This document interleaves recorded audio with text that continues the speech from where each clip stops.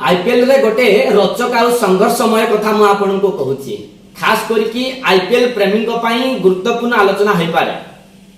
फटाफट game IPL रे एक सबुठु सफल दल भाबे आमे काहू कहंती चेन्नई सुपर किंग। आ वर्तमान चेन्नई सुपर किंग एबे संघर्ष करूची। पुणी एक रोमांचकर मैच रे धोनी बाहिनी राजस्थान रॉयल ठारू शेष बॉल रे हारी जाईची।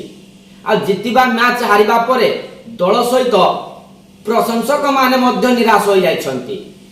किंतु केउ तीनोटी कारण चेन्नई ऊपर भारी पड़िला एबे आलोचना करिबा। हुए तो यहाँ सुधारी चेन्नई मैच विजयी हो पारिथांता।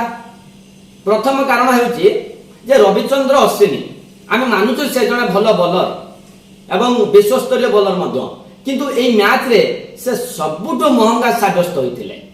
से मात्र 4 ओवर रे 42 रन देथिले, जहा दल पई भारी पड़िथिला। आ अन्य बॉलर माने तांको ठारू भलो बॉलिंग करथिले मध्य अश्विनी को ऊपरे धोनी विश्वास करथिले। आ एई मैच रे रविंद्र जाडेजा मात्र 2 ओवर रे 10 रन देथिले। आ तांको हातरे आउरी 2 ओवर थिले भी तांको बॉलिंग मिली नथिला। हुए तो अश्विनी आउ 6 रन कम देथिले चेन्नई मैच जीति जाइथांता। आ द्वितीय कारण बैटिंग लाइन रे दुर्बलता। भलो भलो खेलाड़ी फेल हेले।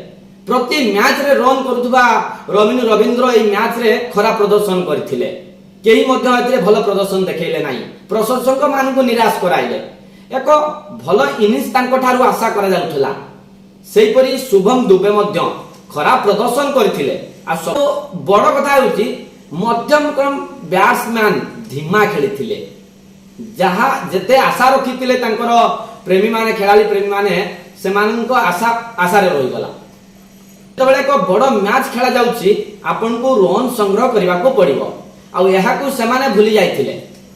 तृतीय कारण जे विजय शंकर एवं धोनी एमाने 17 बॉल रु मात्र 25 रन संग्रह करथिले।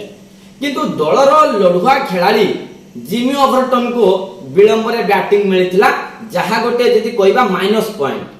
हुए तो से टिके आगुआ आसीथिले स्थिति बदली जाई पारथांता। जा लागुची ए टीम रो मुख्य नायकों स्ट्राटेजी टिके दमदार होई पाला नाही। जदि स्ट्राटेजी ठीक होइतांता ताले हुए तो आज सीएसके जीति पारिथांता। मु आपन को तीनोटी कारण कहबा को पड़ी न थांता। रोजी नमस्कार।